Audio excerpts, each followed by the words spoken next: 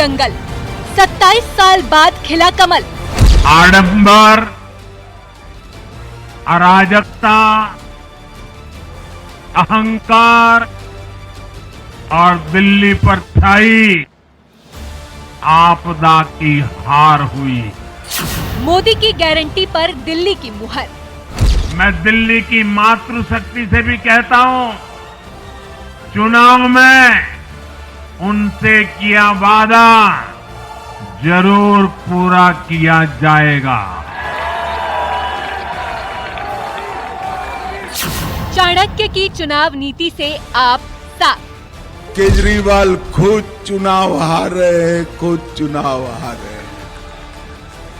दिल्ली दरबार, मोदी शाह असरदार।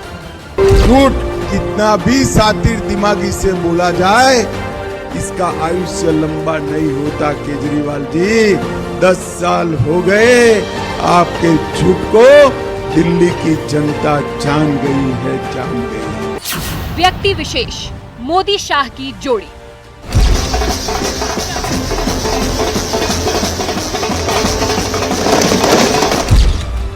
दिल्ली में करीब 2.5 दशक बाद बीजेपी सरकार की वापसी हुई है। दिल्ली में आम आदमी पार्टी की 1 दशक पुरानी जड़ों के एक झटके से उखड़ने के पीछे कई फैक्टर अहम साबित हुए हैं, लेकिन इन तमाम फैक्टर्स में जो सबसे अहम रहा है वो है मोदी शाह की विजयी जोड़ी।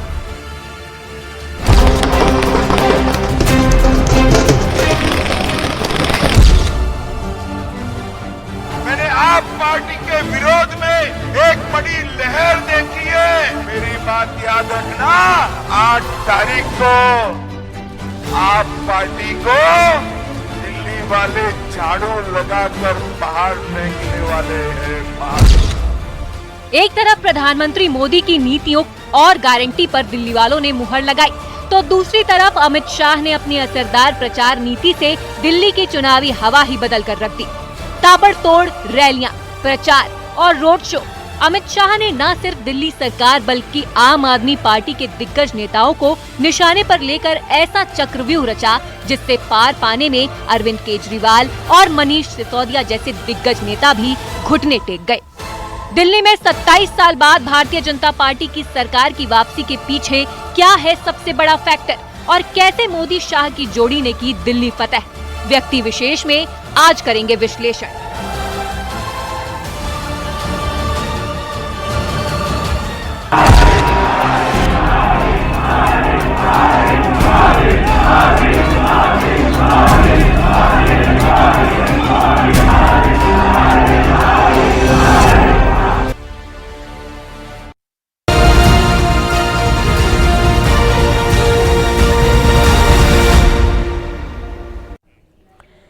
दिल्ली के दंगल में कमल खिल चुका है। 27 साल बाद बीजेपी ने दिल्ली में सरकार बनाकर वापसी की है। पीएम मोदी की गारंटी और राजनीति के चाणक्य कहे जाने वाले अमित शाह की प्लानिंग ने दिल्ली फतह का वो फॉर्मूला तैयार किया जिसके आगे आम आदमी पार्टी हाफ और कांग्रेस साफ हो गई। अब उत्तर भारत में महज 3 राज्य ही ऐसे बचे हैं जहां पर बीजेपी की सरकार नहीं है। जम्मू कश्मीर में नेशनल कॉन्फ्रेंस, हिमाचल प्रदेश में कांग्रेस और पंजाब में आम आदमी पार्टी की सरकारें हैं। इसके बाद जैसे जैसे भारत के नक्शे पर नीचे की तरफ जाएंगे तो हर राज्य में आपको भगवा लहराता हुआ नजर आएगा। अब देश के 21 राज्यों में बीजेपी की अगुवाई वाली सरकारें हैं। 27 साल से बीजेपी जो सरकार बना 27 साल के बाद बीजेपी की दिल्ली में जो सरकार बनी है उसको लेकर काफी जश्न भी मनाया गया। दिल्ली में सरकार बनाने की जो चुनौती 27 साल से बीजेपी के सामने थी उसे भी मोदी शाह की जोड़ी ने अब स्वीकार किया और बहुमत की सरकार यहां पर बना दी। अब उत्तर प्रदेश, उत्तराखंड, हरियाणा, मध्य प्रदेश, गुजरात, राजस्थान, ओडिशा, ये वो राज्य हम आपको बता रहे हैं। छत्तीसगढ़, महाराष्ट्र, गोवा, अरुणाचल प्रदेश से लेकर मणिपुर और असम, त्रिपुरा तक भारतीय जनता पार्टी की सरकारें यहां पर हैं। आप देख सकते हैं कुल मिलाकर यहां भगवा ज्यादा नजर आ रहा है। पूरे देश में कम ही राज्य ऐसे बचे हैं जहां पर भारतीय जनता पार्टी की सरकार नहीं है। दिल्ली के दंगल को जीतने के पीछे आखिर क्या थी मोदी शाह की रणनीति और कैसे केजरीवाल और सिसोदिया जैसे दिग्गजों की सीट तक भी सुरक्षित नहीं रह पाई, आज व्यक्ति विशेष में विश्लेषण मोदी शाह की जोड़ी का।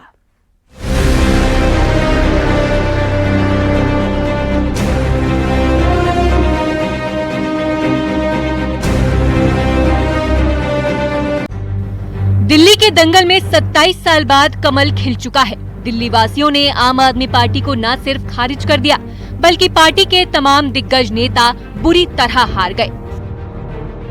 अरविंद केजरीवाल से लेकर मनीष सिसोदिया तक बीजेपी की लहर में अपनी सीट नहीं बचा पाए।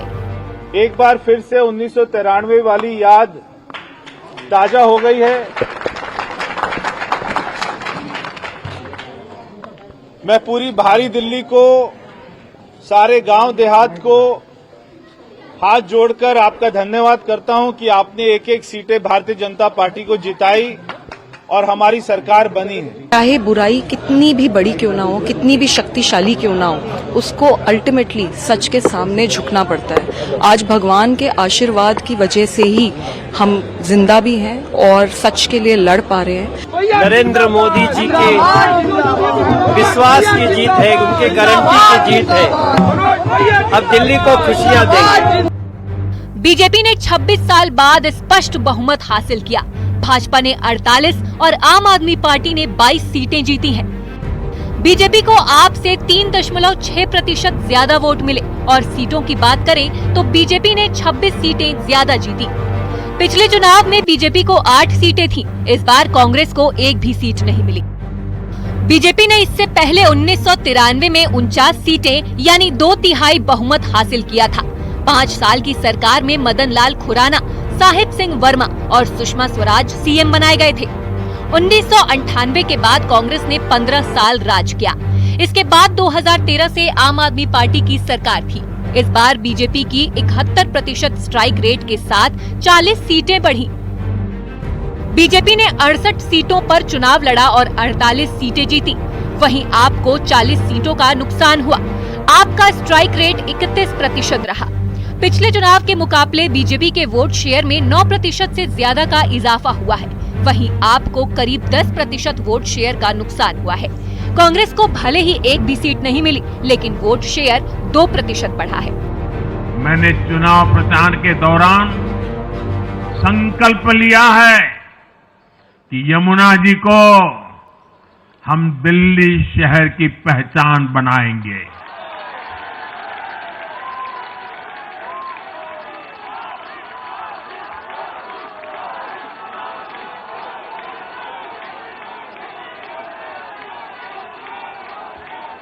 मैं जानता हूं ये काम कठिन है।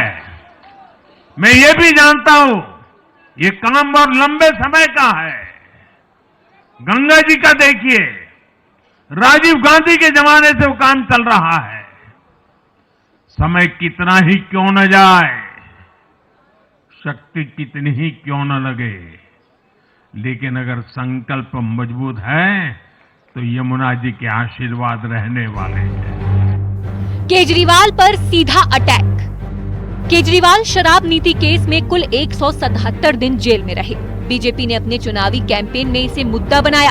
केजरीवाल खुद को कट्टर ईमानदार कहते थे। बीजेपी ने उन्हें बार बार कट्टर बेईमान कहा।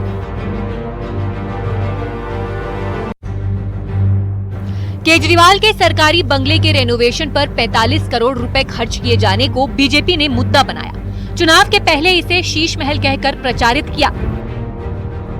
मोदी वर्सेस केजरीवाल की सीधी लड़ाई। बीजेपी ने इस चुनाव को पीएम मोदी बनाम केजरीवाल बनाया। बीजेपी प्रधानमंत्री मोदी की नीतियों को लेकर सीधे वोटर्स से संवाद किया और पीएम मोदी के नाम पर वोट मांगे। इनकम टैक्स में बड़ी राहत। केंद्र ने वोटिंग से 3 दिन पहले 12 लाख तक इनकम टैक्स फ्री की थी, जिसका बड़ा असर दिखा। दिल्ली में 67% आबादी मिडिल क्लास है। पिछले चुनावों में मिडिल क्लास ने आपको एक तरफा वोट किया था। इस फैसले का असर पड़ा। महिला और बुजुर्गों को आर्थिक मदद।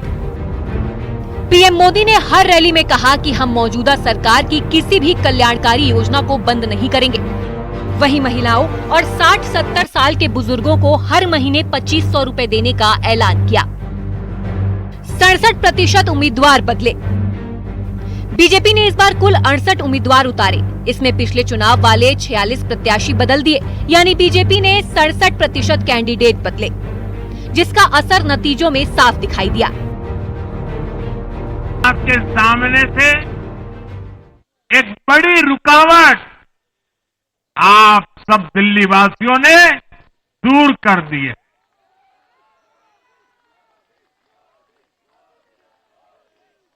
सोचिए कैसी राजनीति रही होगी, कैसी सोच होगी इन लोगों की। इन लोगों ने मेट्रो का काम आगे बढ़ाने से रोका। इन आपदा वालों ने झुग्गी वालों को घर देने से रोका। इन आपदा वालों ने आयुष्मान भारत योजना का लाभ भी दिल्ली के लोगों को मिलने नहीं दिया। दिल्ली के दंगल में प्रधानमंत्री मोदी की नीतियों और गृह मंत्री अमित शाह की प्लानिंग ने मिलकर जो चक्रव्यूह आम आदमी पार्टी के लिए तैयार किया, उसमें वो पूरी तरह से फंस गए। पीएम मोदी और अमित शाह ने दिल्ली चुनाव को साख का सवाल माना और हर उस पहलू पर गौर किया जो पिछले 27 सालों से दिल्ली दरबार में कमल खिलने से रोक रहा था। इसी हिट जोड़ी की प्लानिंग का नतीजा है कि 2.5 दशक बाद दिल्ली में बीजेपी सरकार की एंट्री हुई है। Bureau report, news 18।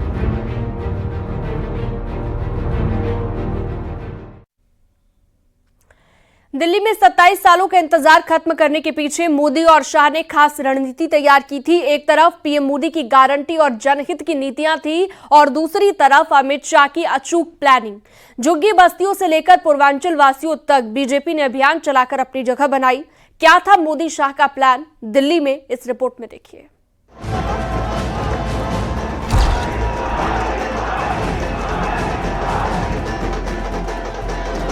ये बड़े मियां छोटे मियां की जोड़ी ने पूरे दिल्ली को ठगने का काम किया है। आपदा नहीं सहेंगे, आपदा नहीं सहेंगे। दिल्ली में बीजेपी का 27 साल का सूखा खत्म करने के पीछे एक बड़ी रणनीति थी, जिसके सूत्रधार थे भारतीय जनता पार्टी के चाणक्य कहे जाने वाले अमित शाह। अमित शाह ने दिल्ली के दंगल को प्रतिष्ठा का सवाल बनाया और अपनी नीतियों के साथ जो चक्रव्यूह तैयार किया, उसने आम आदमी पार्टी का दिल्ली किला ढहा दिया। अमित शाह ने जो रणनीति तैयार की थी, 2020 में ही इसकी शुरुआत हो गई थी। हालांकि उस वक्त बीजेपी को वैसी कामयाबी नहीं मिली, लेकिन अमित शाह ये समझ चुके थे कि आम आदमी पार्टी को हटाने के लिए उस तबके का दिल जीतना जरूरी है, जिसके दम पर दिल्ली में आम आदमी पार्टी की सियासी जमीन कायम है। टारगेट किया गया झुग्गी बस्तियों को। 8 तारीख को केजरीवाल खुद चुनाव हार रहे हैं, खुद चुनाव हार रहे हैं। और आपके यहां मनीष सिसोदिया जी आए हैं। मनीष जी को पूछना, भैया ऐसा क्या करा कि पड़पड़गंज से आपको यहां पर आना पड़ा? पड़पड़गंज छोड़कर आए हैं। उन्होंने पड़पड़गंज वालों को बहुत झूठे वादे किए। अब उनको लगता है जंगपुरा में जाकर हम लोगों को झूठे वादे कर कर बहला देंगे। मनीष जी, आप दिल्ली में कहीं पर भी जाओ, सभी लोग आपको जानते हैं। 10 साल के शासन में उप मुख्यमंत्री के नाते आपने अगर एक काम किया तो ये किया, गुरुद्वारे, मंदिरे और स्कूल के पास शराब की दुकानें खोलने का काम किया। शराब की दुकानें। गृह मंत्री अमित शाह की पहल पर बीजेपी का झुग्गी प्रवास कार्यक्रम शुरू हुआ। बीजेपी के सिपहसालारों को झुग्गियों में वक्त गुजारने के लिए कहा गया, जहां लोगों से सीधा संवाद किया जाने लगा और इसी संवाद से निकला बीजेपी का हिट नारा, आपदा हटाओ। आपदा नहीं सहेंगे, आपदा नहीं सहेंगे। सरदार सिरसा के नाम पर बटन दबा दो, आपदा अपने आप चली जाएगी, चली जाएगी। ये आपदा पार्टी ये झूठ और भ्रष्टाचार की संपदा है और ये झूठ का इंसाइक्लोपीडिया है। जनवरी में बीजेपी का झुग्गी बस्ती सम्मेलन हुआ, जिसमें बीजेपी के पदाधिकारी झुग्गी बस्तियों के प्रधानों को लेकर आने में कामयाब रहे। प्रधानों ने सीधे गृह मंत्री अमित शाह से संवाद किया। इसने भरोसा जीतने और पक्का घर की स्कीम को मजबूती दी। अब दिल्ली के नतीजे भी बताते हैं कि शाह का ये संवाद काम कर गया। झुग्गियों के साथ अमित शाह की रणनीति का दूसरा बड़ा हिस्सा थे पूर्वांचली वोटर्स। छठ पूजा में पूजा सामग्री बांटकर और छठ घाटों की सफाई में मदद करके पूर्वांचलियों के दिलों में जगह बनाई। सांस्कृतिक कार्यक्रम करवाए। छठ पूजा पर सरकारी छुट्टी का फैसला किया। 10,000 बैठकों से पूर्वांचल समाज के साथ संवाद किया। 200 से ज्यादा लिट्टी चोखा संवाद। 70 की 70 सीटों पर मकर संक्रांति महोत्सव। 52 सीटों पर बारीकी से चुनाव प्रचार की रणनीति और फर्जी वोटर्स के मुद्दे पर केजरीवाल को घेरने की रणनीति। बीजेपी ने पूर्वांचलियों का दिल जीता। यही नहीं, पूर्वांचल मोर्चे को एक्टिवेट किया गया। 2 वर्षों में पूर्वांचल मोर्चे से बड़े नेताओं से जोड़ा गया। उनकी मांग के मुताबिक करीब 50 सीटों पर यूपी बिहार के एक विधायक की तैनाती की गई। नतीजा ये हुआ कि पूर्वांचल से जुड़े 6 प्रत्याशियों ने बाजी मारी। इनमें करावल नगर से कपिल मिश्रा, लक्ष्मी नगर से अभय वर्मा, मालवीय नगर से सतीश उपाध्याय, संगम विहार से चंदन चौधरी, विकासपुरी से पंकज सिंह और महरौली से गजेंद्र यादव शामिल हैं। कि दिल्ली में 3G की सरकार चल रही है। 3G का मतलब मालूम है आपको? मैं बताता हूं, ठहर जाओ। पहले G से है घोटाले वाली सरकार, दूसरे G से है घुसपैठियों को पनाह देने वाली सरकार और तीसरे G से है घपले करने वाली सरकार। मुस्तफाबाद वालों, मैं आज कहकर जाता हूं, मेरी बात आप गांठ मार लेना। 8 तारीख को सरकार बदलने वाली है। सारे बांग्लादेशी और रोहिंग्या को हम चुन चुन कर दिल्ली के बाहर निकालने का काम भारतीय जनता पार्टी करेगी। दिल्ली में करीब 18 सीटों पर अमित शाह ने प्रचार किया, जिनमें 16 बीजेपी के खाते में आई हैं। कस्तूरबा नगर, रोहिणी, वजीरपुर, शालीमार बाग, नई दिल्ली, द्वारका, नरेला, त्रिनगर, राजौरी गार्डन, करावल नगर, मुस्ताफाबाद, रोहतास नगर, जंगपुरा, बिजवासन, नजफगढ़ वो विधानसभा सीटें हैं जहां शाह का जाना जीत की गारंटी बन गया। साफ है कि अमित शाह की रणनीति पर कैडर की कदमताल ने वो कर दिखाया जिसके इंतजार में 27 बरस गुजर गए। अब चुनौती चुनावी वादों का फायदा जनता तक पहुंचाने की होगी। Bureau report, news 18।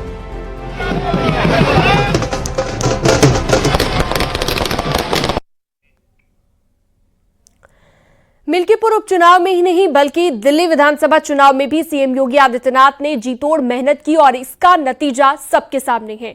दिल्ली में योगी आदित्यनाथ ने 14 चुनावी रैलियां की और सार्वजनिक सभाएं की, तो वहीं मिल्कीपुर में भी 6 महीनों के अंदर 6 रैलियां करके ग्राउंड पर बीजेपी को मजबूत किया और आखिरकार अखिलेश यादव का एक और किला योगी मैजिक के आगे ढह गया।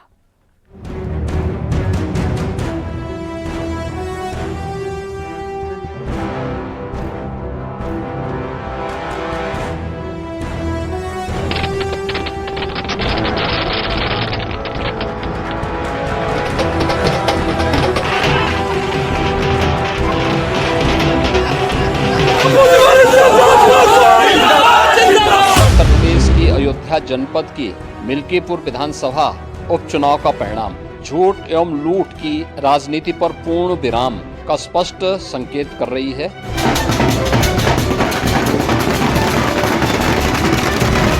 जनता जनार्दन ने बहुत स्पष्ट किया है कि भले ही अपने राजनीतिक स्वार्थ के लिए समाजवादी पार्टी कितना भी झूठ का सहारा क्यों न ले ले, कितना बड़ा प्रोपेगेंडा क्यों न कर ले, लेकिन जनता जनार्दन उन्हें सबक सिखाने के लिए पूरी तत्परता के साथ कार्य कर रही है। नतीजों में दिल्ली से लेकर यूपी के मिल्कीपुर तक कमल खिल गया। मिल्कीपुर उपचुनाव में ही नहीं बल्कि दिल्ली विधानसभा चुनाव में सीएम योगी आदित्यनाथ ने जी तोड़ मेहनत की और इसका नतीजा सबके सामने है। दिलचस्प बात यह है कि हरियाणा और महाराष्ट्र विधानसभा चुनाव में बीजेपी की जीत भी योगी आदित्यनाथ के बटेंगे तो कटेंगे नारे को भी विशेष रूप से श्रेय मिला था। मैंने कहा था ना कि बटोगे तो कटोगे, एक रहोगे तो नेक रहोगे, कोई माई का लाल आपका बाल बांका नहीं कर पाएगा। योगी आदित्यनाथ वैसे तो पूरे देश में अपने हिंदुत्व की राजनीति वाली लाइन पर बीजेपी के लिए चुनाव प्रचार करते रहे हैं, लेकिन दिल्ली में रहने वाले पूर्वांचल के वोटर के बीच बीजेपी ने उनका इस्तेमाल किया और उसका पूरा फायदा मिला। दिल्ली में योगी आदित्यनाथ ने 14 चुनावी रैलियां और सार्वजनिक सभाएं की।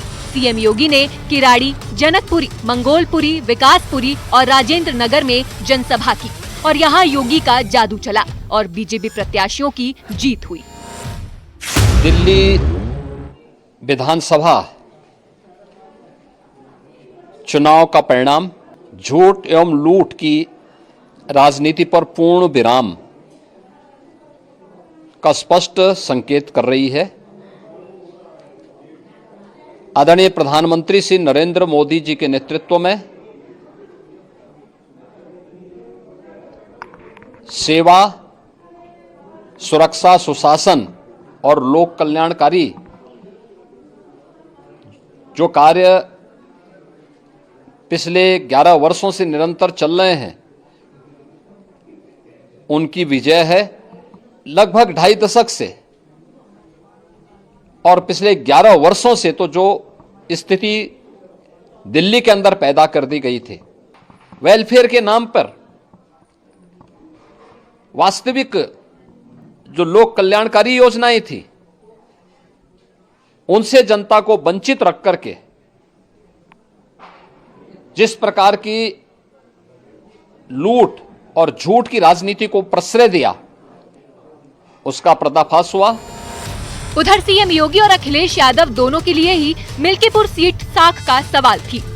मिल्कीपुर सीट बीजेपी के हिस्से आ चुकी है और यहाँ अवधेश प्रसाद का लंबा अनुभव भी अखिलेश यादव के काम नहीं आ सका।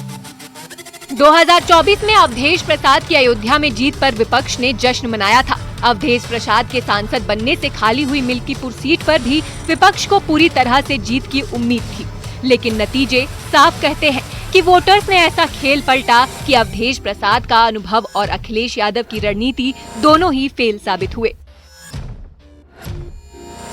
मिल्कीपुर में करीब 55,000 यादव वोटों के बावजूद इतनी बड़ी हार साफ कर देती है कि अपने कोर वोट बैंक को बचाने में भी अखिलेश कामयाब नहीं हो पाए। देखिए, हम बहुत पहले से कहते आ रहे हैं, वहाँ के नब्ज को हमने टटोला था जब 2 सभा की थी, तो जनता को दुधारू गाय चाहिए, विकास रूपी दूध। तो विकास रूपी दूध के लिए सत्ता के पास दुधारू गाय है और विपक्ष के पास ठाठ गाय है।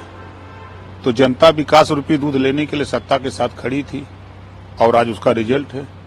देखिए, करहल और शीशा मऊ जीते, जो जीतते हैं तब वो नहीं बोलते हैं, हार जाते हैं तो आरोप प्रत्यारोप लगाते हैं।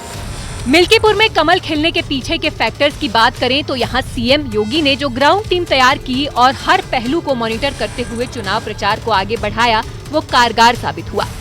सीएम योगी ने खुद संभाली कमान, 6 महीनों में 6 रैलियां की, नए चेहरे पर लगाया दाव, जमीनी कार्यकर्ता चंद्रभानु पर दाव, ग्राउंड पर उतरकर प्रचार, 7 मंत्रियों की टीम जुटी रही।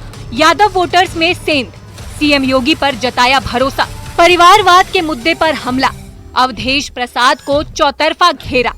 देखिए, भारतीय जनता पार्टी ये समाज के हित को साधते हुए विकास की तरफ आगे बढ़ाने वाली पार्टी है। हमेशा भारतीय जनता पार्टी का लक्ष्य है कि समाज उन्नति और विकास के पथ पे आगे बढ़े। और जो मिल्कीपुर विधानसभा का उपचुनाव है, चाहे दिल्ली विधानसभा का चुनाव का परिणाम है, इसमें जिस तरीके से Bharatiya Janata party leading position में जा रही है, ये साफ बताने के लिए काफी है कि जनता को पूरी तरीके से हमारी मोदी और योगी सरकार के गुड गवर्नेंस पर भरोसा है। हमने धरातल पे उतर के विकास को सुनिश्चित किया है, हमने धरातल पे उतर के समाज की उन्नति को सुनिश्चित किया है और ये जीत हमारी जनता को समर्पित रहेगी और हम जनता की सेवा के भाव से इसी तरीके से आगे बढ़ते रहेंगे। सीएम योगी आदित्यनाथ ने न सिर्फ मिल्कीपुर सीट पर नए चेहरे पर दांव लगाकर एक बड़ी लड़ाई जीती है, बल्कि मिल्कीपुर में यादव वोटर्स का भरोसा भी शिफ्ट होता दिखा। अवधेश प्रसाद के लंबे अनुभव के बावजूद बीजेपी ने जो परिवारवाद का मुद्दा उठाया, वो अजीत प्रसाद के लिए भारी पड़ गया। मिल्कीपुर उपचुनाव में यादव वोटर्स ने भी समाजवादी पार्टी को झटका दिया। वहीं मुख्यमंत्री योगी आदित्यनाथ की फुल प्रूफ रणनीति भी काम कर गई। जहां पिछले उपचुनाव की अगर बात की जाए तो लगातार विपक्षी पार्टियां चुनाव हार रही थी, वह सिलसिला मिल्कीपुर उपचुनाव में भी जारी रहा और विपक्ष की मिल्कीपुर उपचुनाव में करारी शिकस्त हुई। समाजवादी पार्टी मिल्कीपुर उपचुनाव बड़े अंतर से हार गई। कैमरामैन गोपीगिरी के साथ संकेत मिश्रा, न्यूज़ 18 अयोध्या। व्यक्ति विशेष में फिलहाल इतना ही। न्यूज़ 18 पर खबरों का सिलसिला जारी है।